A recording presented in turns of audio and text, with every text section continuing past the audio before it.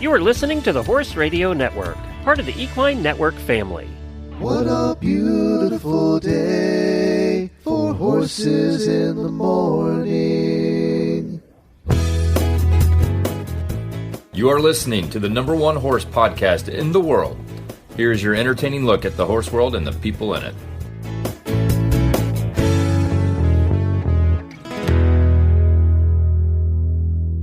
I am Coach Jen in Ocala, Florida. And I'm Karen Chatton from Gardnerville, Nevada. And you are listening to Horses in the Morning on the Horse Radio Network on May 12th, episode 3948. Good morning, Horse World. Welcome back, Karen. Karen's here the second Tuesday of every month where we sit around and talk about all things endurance. How you been, girl? I'm doing good. How are you? I'm doing all right. We went from winter to summer here in Ocala, Florida. How about you? Yes, kind of the same. We're about, I think yesterday and today are 20 degrees above normal. We're like in the 90s. Ooh. I know. So it's supposed to cool back down in the next couple of weeks and get us back down to like 70, which will be nice because the heat hitting this sudden, it's melting us. Yeah, I bet it does. And you are in a kind of a high desert kind of a climate. You're at a pretty significant elevation, aren't you? Well, we're about 5,000 feet. That's significant. We're at 223 feet. Oh, it's a big difference. And we live on the top of the hill, and it's 223 feet. So the sun is heating up that sandy soil, and that makes it much more miserable, doesn't it? Well, yeah, the sun bakes everything. Like even it's even too hot for tomato plants. Oh, that sucks because there's nothing better than a homegrown tomato. Mm-hmm. Yeah, I just have to plant them next to where there's shade. So yes, you have to plant a tree to shade the tomatoes that you're going to plant. Uh-huh. Well, for the uninitiated, Karen gets together with either Glenn or I once every month, and we sit around and chat about all things endurance. But fear not if you're not an endurance rider, because the topics we talk about on the show aren't just endurance. And our training tip of the month which is coming up soon, is one of those, because we're going to be talking about the mental game of endurance riding. And if you like, you can say the mental game of riding, because it applies to all sports. But before we do that, we always like to catch up a little bit on your adventures, because endurance riders have some of the best adventures in horsedom.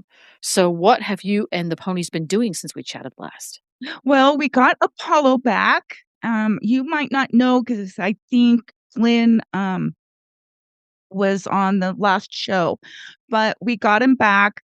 He was emaciated, like a score of 3 on body score, and he was in really poor shape.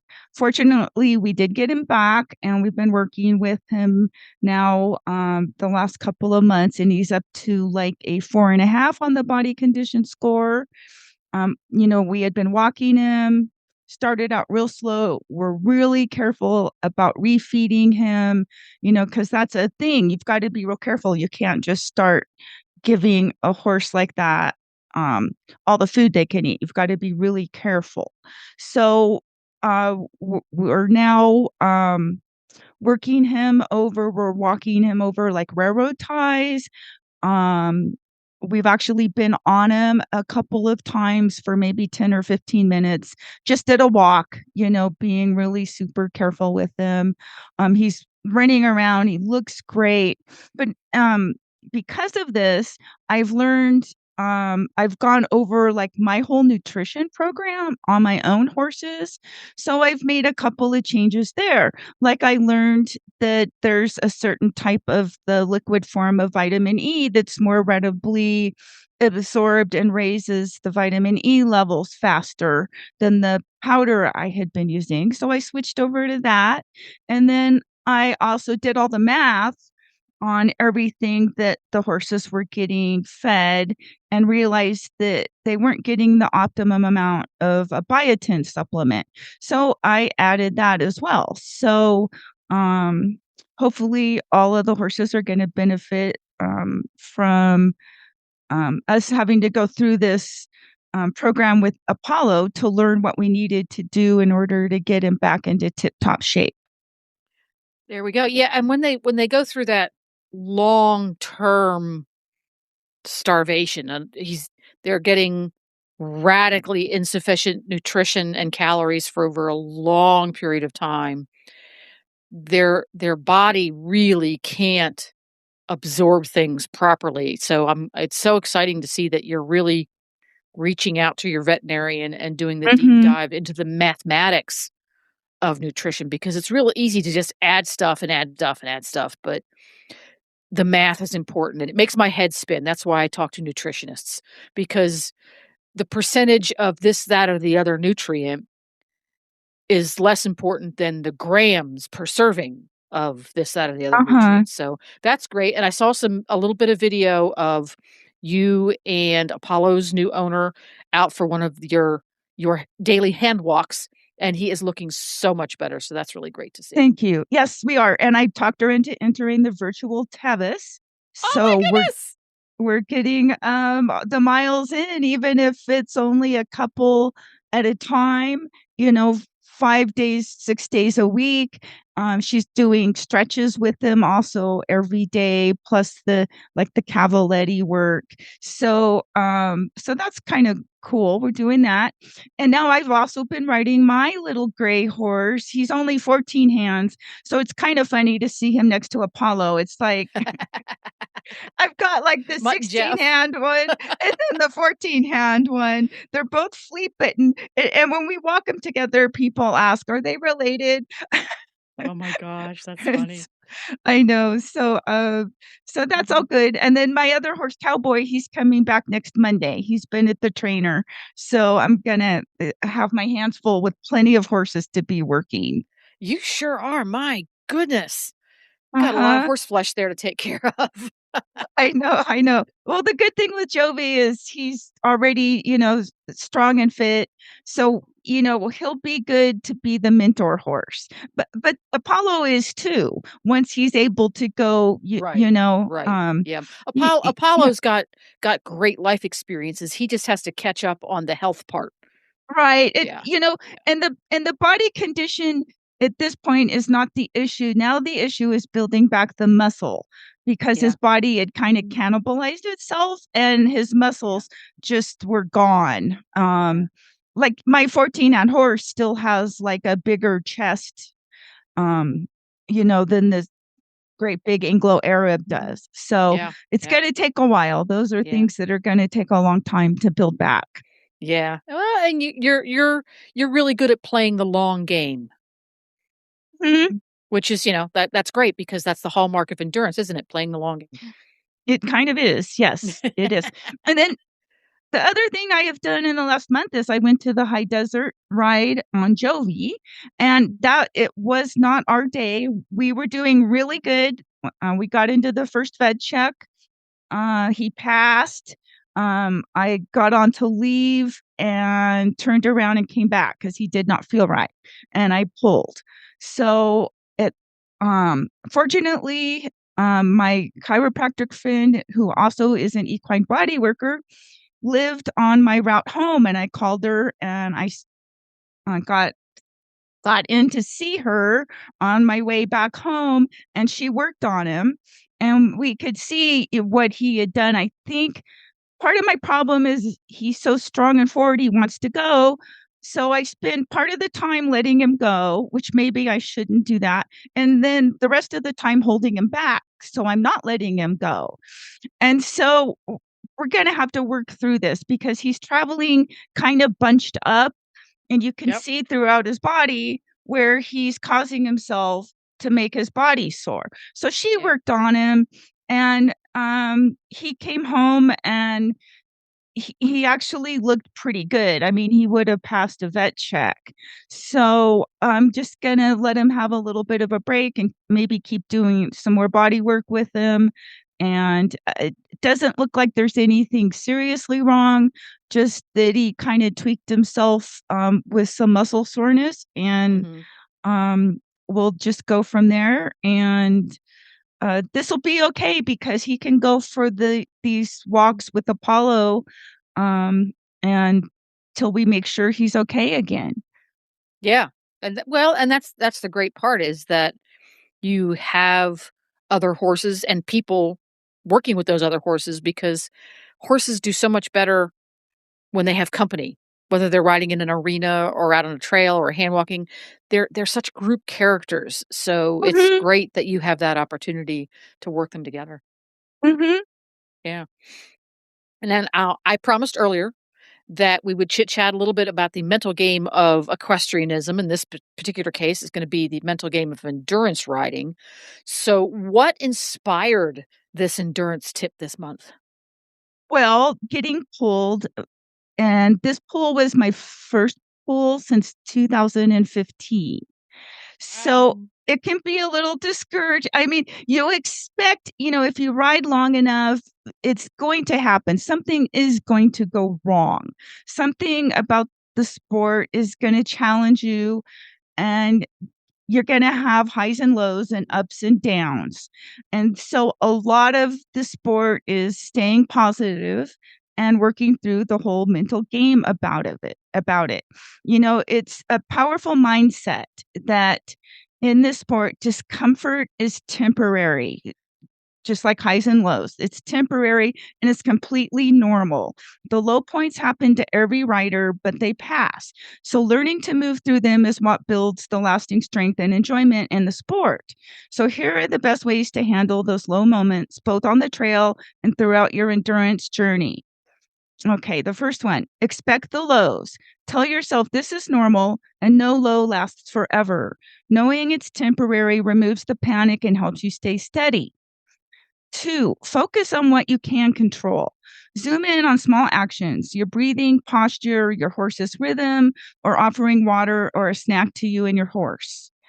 3, use positive mantras. Keep simple phrases ready like calm and forward, 1 mile at a time. Keep moving. We can do this. Repeat I have them one. to I stay have strong. my Uh-huh. favorite positive mantra when I was competing with Nigel was, "I haven't fallen off yet. I haven't fallen off yet. I haven't. I'm still Or on. I'm still a on. and if you have fallen off, you can say, "Well, I got that I over got with." back on. I got back on. I got back on." And especially nowadays, even though I'm not riding Giant Nigel anymore, I got back on is that's not a given. I love it. Yeah, the positive mantras, and I often made use of, you hear this a lot, to have a little song that you sing to yourself or a poem or something, and I've found that often helpful. People talk about earworms when a tune Mhm, or something gets stuck in your head and you can't get rid of it. They can be a real benefit when you need to keep your brain focused and positive, to have an earworm. And there's mhm. nothing worse because I have lots of earworms. There's nothing worse when I grab an earworm and there are 3 words that I can't remember. Like I'll do an Eagles song from the '80s, and there's one verse I can't remember 3 words to. But that gives me Oh, something to focus on. it does. It sure does. Ok Oh, that's great. And what's number 4? break it down. Don't think about the full distance. They always say ride from vet check to vet check. So focus only on, say, the next water stop, the next vet check, the next 10 minutes. You're going over the next hill, around the next bend. Just break it down into smaller bits. Like I'm going to focus on switching my diagonals or my canter leads and, take in those deep breaths and just break it down. Don't think, "Oh my gosh, I still have, 40 more miles to go." You think, "Oh my gosh, I've already gone 10."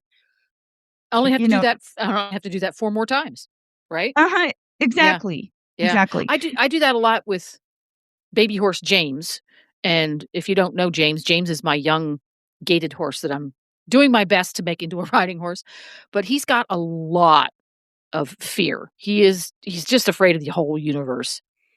So when I'm out off the farm riding him, I'm literally in front of the farm. I go down to the neighbor's house, so it's not like we're going very far. But in order to keep my positive attitude, because it's very frustrating for me. I've never had a horse with this kind of fear before. I'm like, it's not fair. I shouldn't have this. But here it is. I literally focus on getting to the next driveway. Because if I focus on if I focus on getting 3 miles down the road, I get very frustrated because it'll take us an hour and a half to get that far. Next driveway. Yay! We got the next driveway. Call that a win.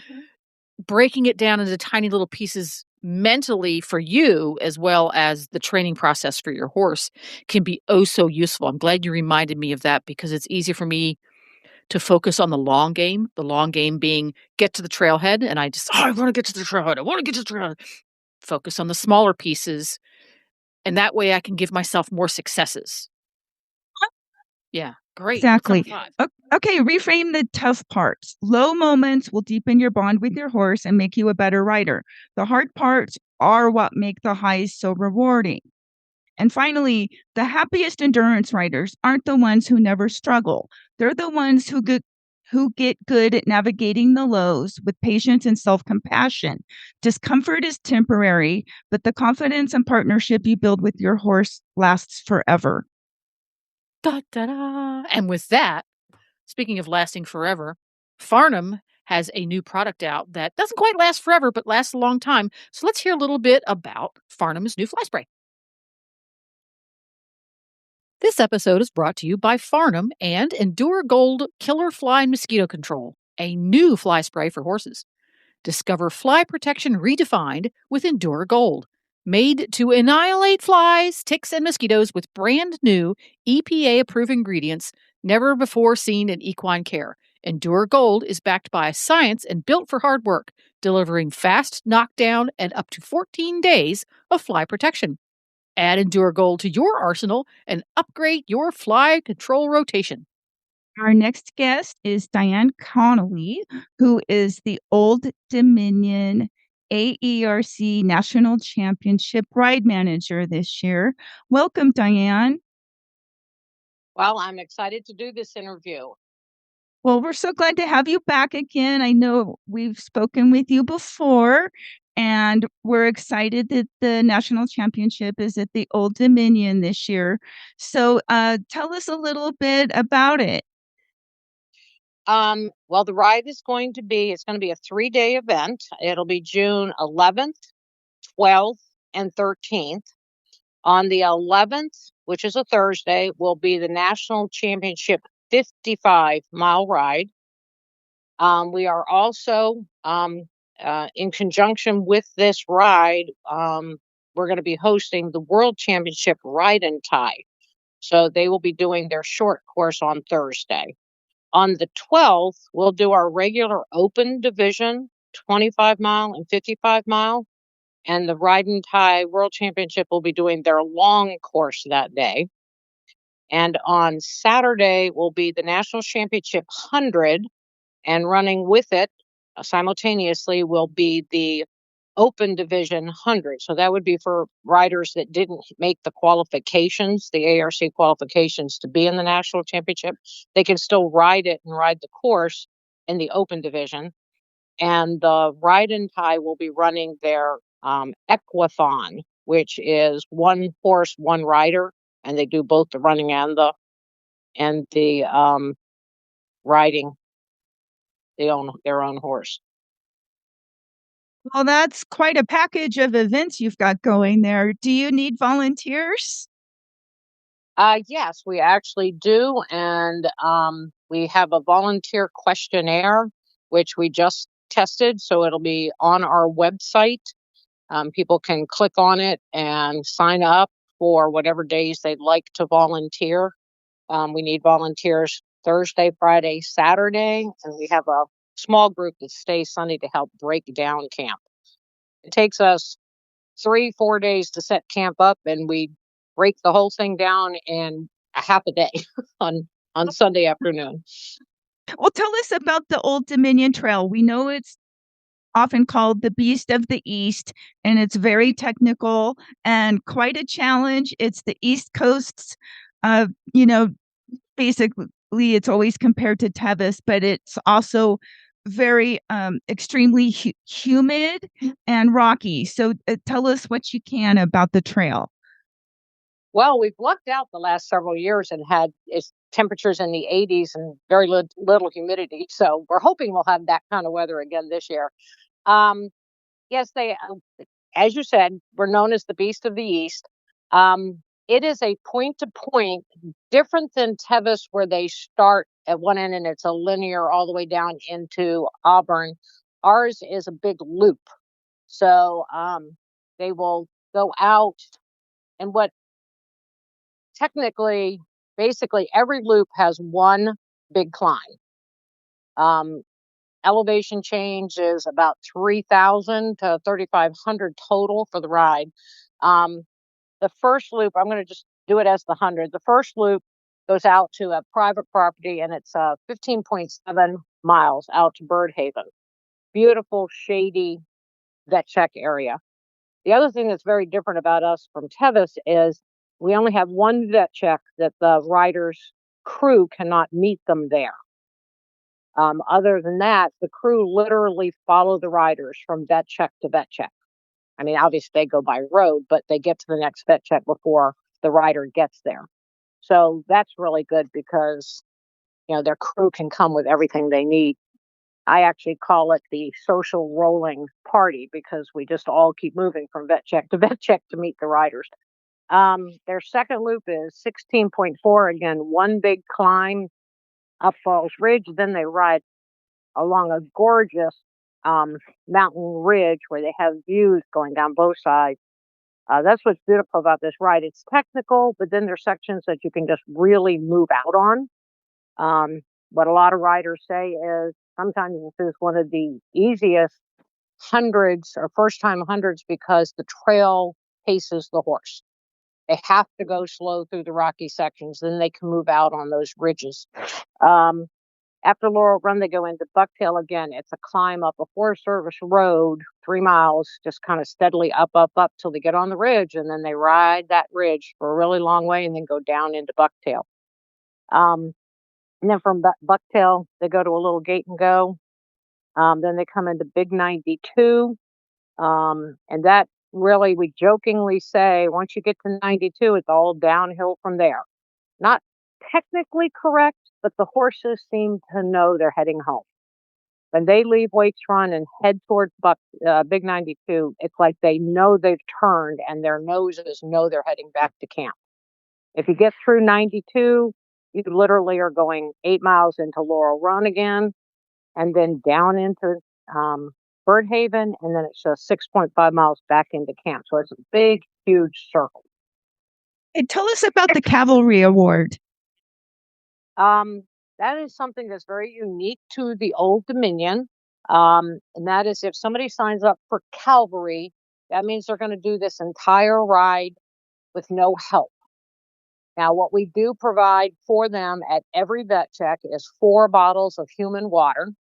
We provide them with a bucket, so that's unique and different from everything else. They're actually those old scoop away yellow buckets with water, but they have to provide their own sponge. They have to carry everything they need on the saddle. So electrolytes, whatever they're going to eat human wise. A lot of people do the meat sticks, beef jerky, and little packs of tuna and that kind of thing. For the most part, usually the riders, if they're really good about it, I know riders that have carried bags of grain and everything the first time they've done Cavalry, and it's like, I didn't use half of what I carried. And the next time they try Cavalry, they just use what's out in nature. They stop and graze on the trail. There's lots of places that it's just beautiful, grassy, double wide fire roads where you can stop and graze. At each vet check, we kind of rope off a section that's for the Cavalry, and we try to make it a section that's got some grass where the horses can graze. But usually when they're in the vet check, the riders will just walk them around and find grassy patches to eat. But again, nobody can help them. Nobody can even hold the horse. So we do have some comical pictures of riders in the porta potties with their lead line leading out and the outside. What's really important for riders to know is if anything happens during the ride, where they just don't, they feel like they need help, or they themselves are getting a little delirious or malnutrition or whatever, and they need help, they can come out of the cavalry division and continue with the ride. They just won't be standing for the Cavalry Award. Okay, do very many people try to do this? We used to have quite a few sign up to do it. In the last several years, we've only had, in fact, in the last 2 years, nobody has signed up for it, but usually it's 2 or 3 that sign up to try to do it. Most that do it succeed. We've had some pull at the very end, like their horse has cramped up or has a tight muscle and they want people to help work on the muscle, then they'll come out of the cavalry division, but they've actually done the entire ride in cavalry, but they've come out at the finish line in order to get people to massage the horse's tight muscle or whatever so they can get the completion. Okay. Tell us what your base camp is like. Our base camp is a huge 40-acre field. We lease it from Bryce Ski Resort. And it's a big grassy field. If you go on Facebook right now, we just posted tons of pictures. We had a huge work day Saturday where we got the whole thing mowed down to looking like a golf course. And it has a beautiful creek stream that goes through it. On one side of that stream, we have a huge tent pad that is 40 by 80. It's where we have all our meetings, our meals, our entertainment. This year on Thursday, we're going to have a pig roast as the meal, as the dinner, and then it's going to be followed by a live bluegrass band that is going to play Thursday night for us. Oh, neat. So it's really beautiful. And we do ride out of camp up through private property across something called Shrinemont. It's a church-based retreat area. You have several hundred acres, and we actually ride through their property on some beautiful trails to get out to the Forest Service trails that we use for the ride. Hey, I looked up the website. It is olddominionrides.com, and you've got a lot of educational materials on here that people might find useful. Stuff on how to camp and pack, seminars, clinics, the AARC rules, trivia. So I recommend for people to go check that out in addition to all the information on the Old Dominion rides. And if they click on the ride events, you will see 2 links. One is to the ride page with all the entry form documents. We do have an online registration form that's very quick to fill out. It's a JOTS form, but there's also a link that says National Championship, and it's a whole page on our website with all the information about the National Championship. Has a couple of videos. One that was made by a promotional video that was made by Becky Pierman, our photographer.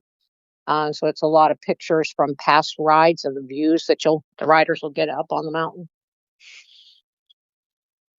That's very good information. Well, Diane, thank you for joining us. We wish you a very successful ride. Well, thank you. If I can just put another plug in, we're going to have several presentations for riders, basically like little mini clinics. Stag Newman is going to do a new rider briefing on Thursday at 5. And he's going to be doing another presentation that was at Thursday at 5, and at 5 on Friday, he's going to be one about doing enduring partnerships, talking about riders and crew working together to get the horse through the ride. So we're going to have lots of different activities besides the ride itself. Okay, so this is going to be an incredible ride for the riders and a really fun experience for all the volunteers as well, it sounds like. Yes, very much so. And lots of things to go see during the week off camp, which we just put a Facebook post up about all the local attractions. We have caverns. We've got a lot of historical battlefields.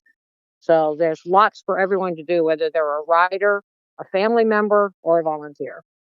And sticking with our fly theme this time around, Glenn caught up with Kristen at the Distance Depot, and they had a little chat about the different fly control products you can get at the Distance Depot. Hey, Kristen, welcome back. Thanks for having me. Of course, Kristen was with the Distance Depot. You can find them at thedistancedepot.com. What are we talking about today? Well, today I thought we'd talk about a few of the fly masks that we offer and maybe our fly boots. And then I have a new product we're going to talk about real quick. Okay. But we could start with the fly masks. All right. We offer the Cashel fly masks, or Cashel, some people say. These are really nice, sturdy fly masks for out in the field. They have the Crusader. We offer them with ears, without, in different sizes, Arab and horse. We even have draft and warm blood sizes for the larger horses, and even some smaller sizes for the ponies and minis. And they come with the nose or not, too, if I remember. They right. do, Yeah. Yep. So we offer the long nose, which if your horse has, it helps with dew poisoning, or if he has a pink nose to help with sunburn, they offer the long extended nose. And those two come with ears or without ears. And Cashel also offers a quiet ride fly mask. So that would go right on over your bridle while you're out riding to help with flies while you're out riding as well. It's a thinner mesh, so lighter weight and more comfortable for trail riding. Okay. And we've used Cashel masks for years and years and years. Yes, yep. And it's a great brand. And I should mention that it's great for trailering too, because for, when it's really hot in the summer and you're trailering, I have an eye veterinarian friend, and she recommends for sure to put a fly mask on your horse because that sawdust is flying around in there if you're shipping at all with, and your hay too, and bugs, that can fly in through a window. If you have screens, they can even get around those sometimes. So it's a good thing to use while trailering as well. Okay. And they're 70% UV protectant too for the horse's eyes. So that's really nice, kind of like having sunglasses on. All right. Very good. And they're in the $30 range, if I remember right, aren't they? Yeah, they're about $30 somewhere in there. They get a little more expensive when you add ears or when you add the longer nose. But for the most part, they start around $25. Okay. And then we offer the fly-free boots, which if your listeners aren't familiar with these are awesome. They come in a set of 4, 8 different colors, and basically one size fits most. The real tiny ones, you're going to have a harder time with the fit on these. But for the most part, they fit. It says it fits all horses with an adjustable Velcro bottom on the bottom. These are open, light, and airy, and they have a plastic stay, what they call a stay, and essentially that keeps them from sagging. My horses used to live out in the field with these things. They'd lay down, roll 24/7, and they wear like iron, and the flies don't fly down into them, and they're open at the top. It's really bizarre, but it keeps your horse from having to stomp all the time, and you use a little less fly spray. I've never seen these flies. They come in all different colors too, don't they? Yeah. 8 different colors. So, and it makes it a little easier to find if you get hot orange or lime green. Yeah, right. Out in the field. But ours didn't come off. They stayed really well. Okay. I love this product. And then the last thing, our new product is the Toclat Bucket Pro Holder. And it is a secure way, if you have a horse who likes to fool around or slosh his water bucket, this locks the handle and the back of a 20-quart flat back bucket. Don't say that really fast. But it locks this into place so that the horse can't slosh his water out or his feed, and holds it secure. One-hand operation, and it just has a button that you can undo it, rinse it out, hook it back in there, and keep it nice and secure and safe for the horse. Jennifer's horse needs this. It's always fussing with the bucket. There are a lot of horses that need this. This is an awesome product. I've never seen it. Is this brand new? Brand new. Yeah, I haven't seen this before. Wow, this is cool. Distributed by Toclat, so one of our favorites. It's made to be put on wood. You screw it to wood, it looks like, yeah. Yep. Yeah. Yep, you can put it on fences or posts or, of course, your stall wall. You just screw it on with, sheetrock screws. All right, so that's the Toclat Bucket Pro Holder. And, of course, you can find everything at thedistancedepot.com. Thanks, Kristen. Thanks so much. Want to reach a passionate, engaged audience of horse lovers?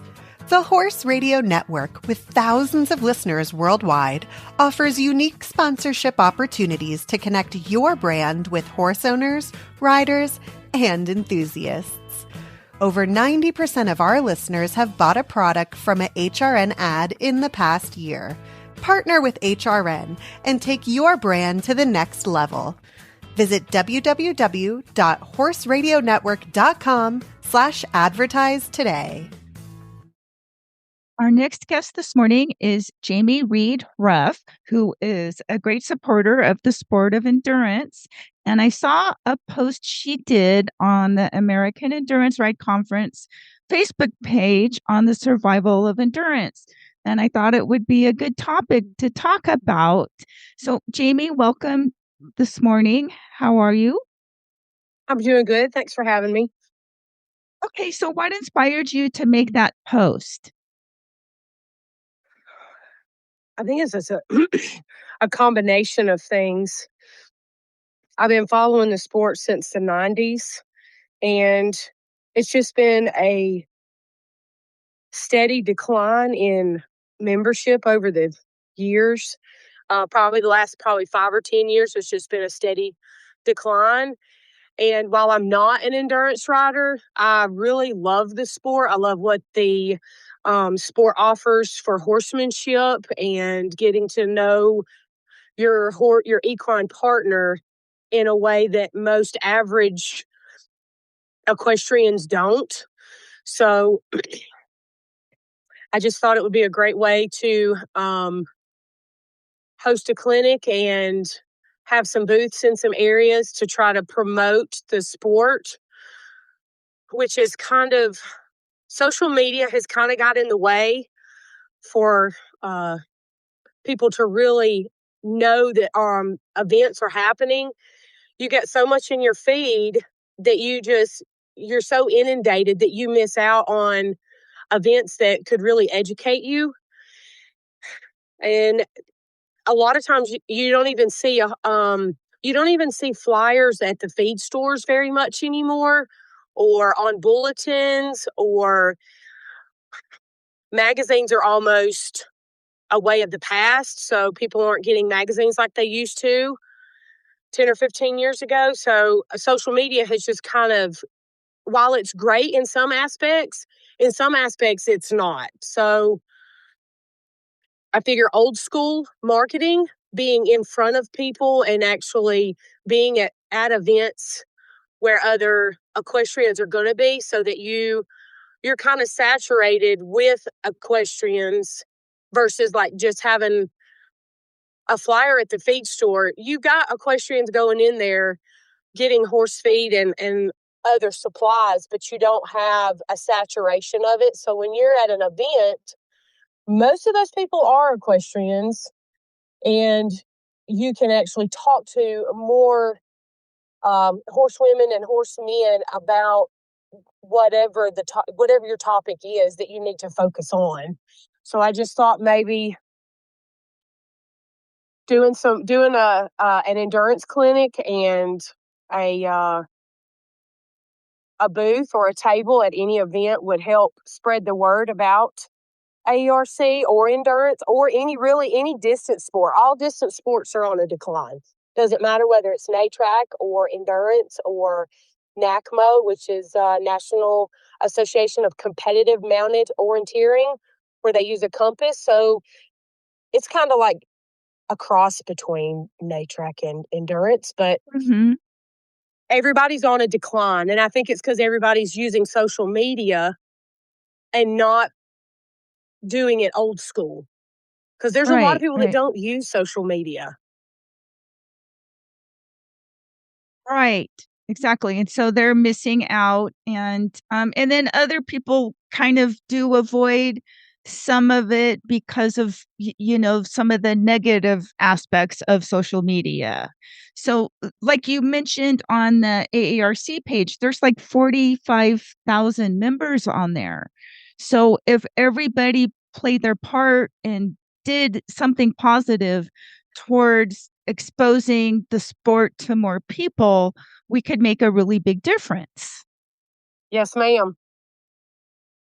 If people would, just your average endurance rider, even if you're doing an LD or a 50 or even 100, or even if you're just trying to get into the sport, if you could just put a flyer up at your local feed store that you're looking for somebody to condition with, or to start, you want more information, or you need somebody local to kind of mentor you.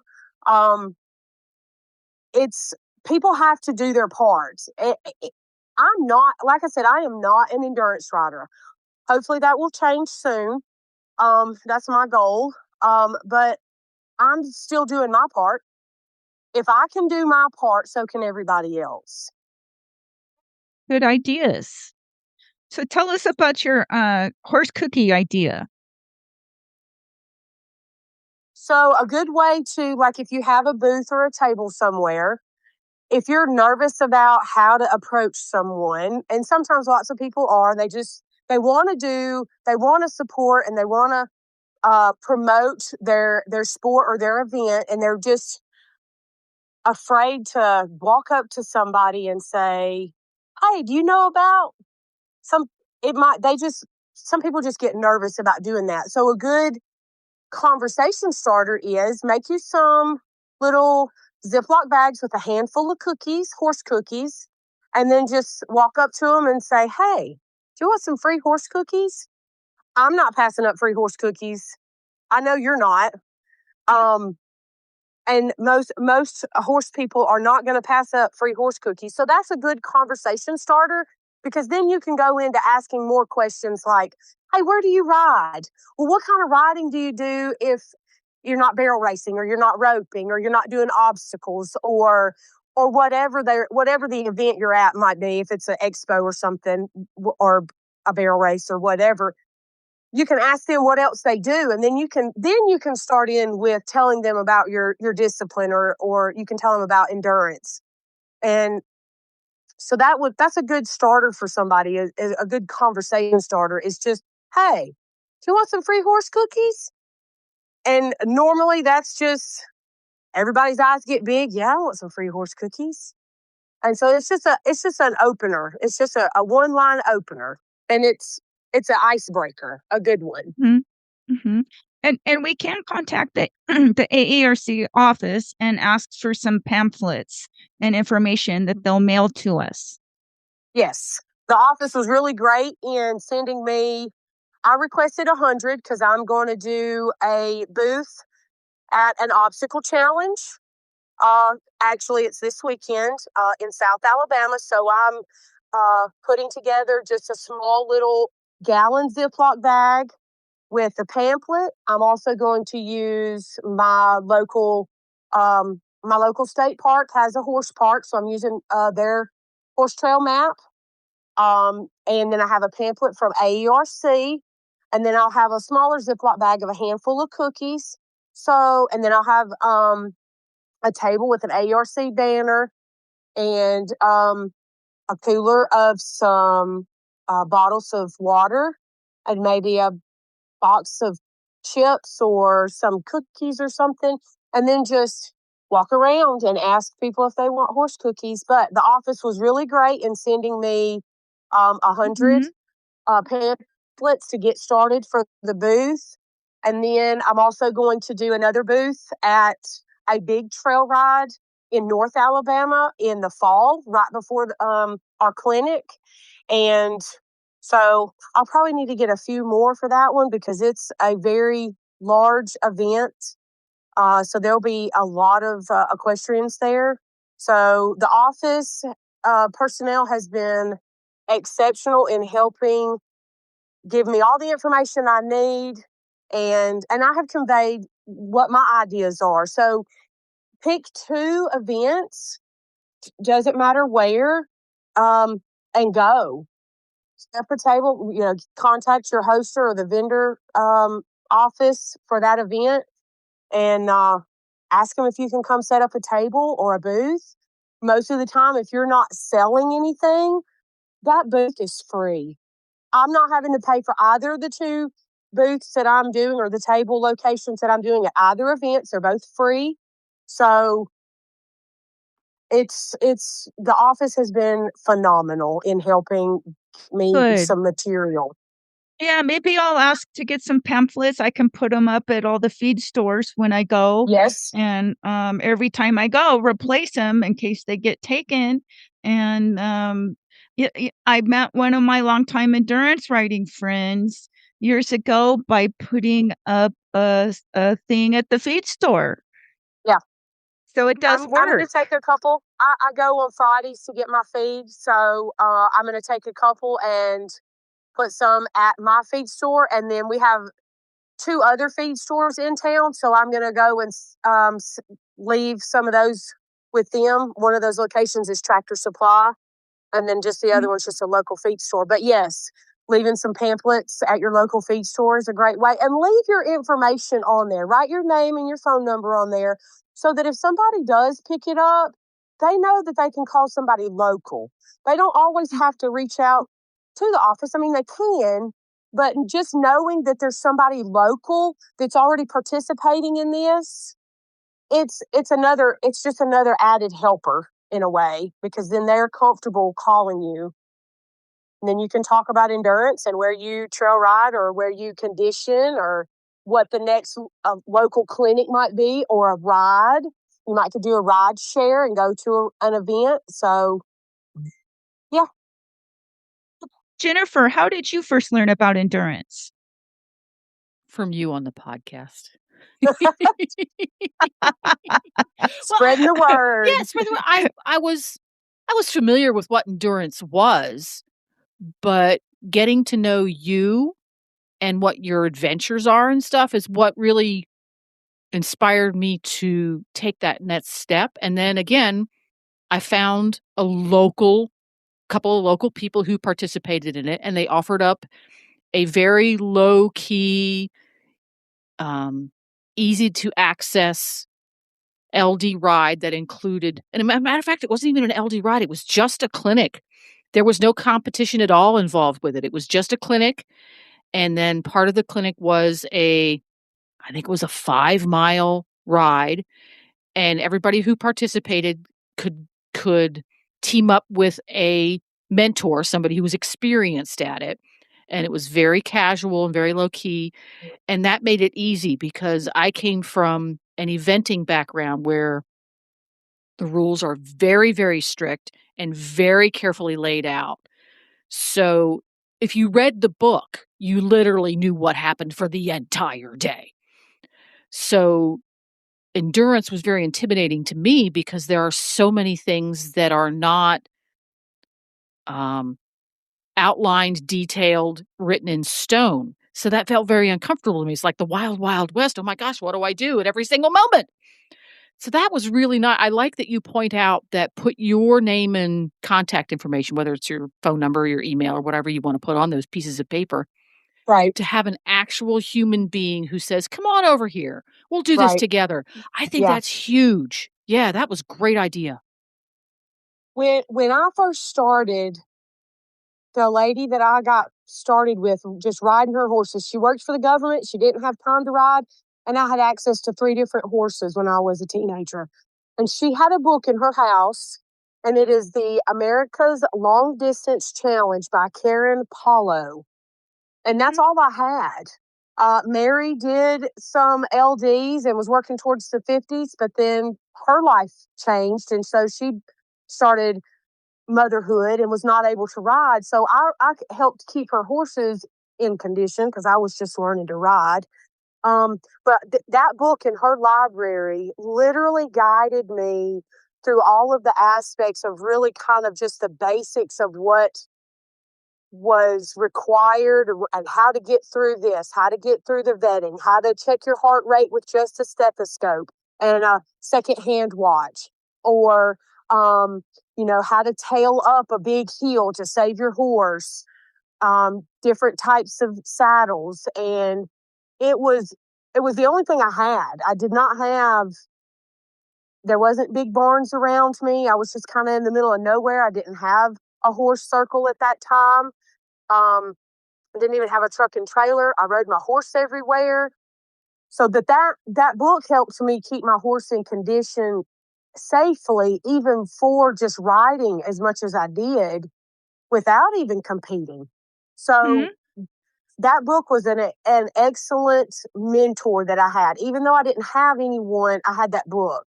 Anybody can host a clinic. Like I said, I've never done an endurance ride.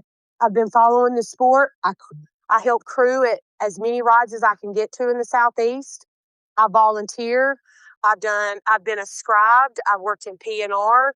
I've shadowed the timers.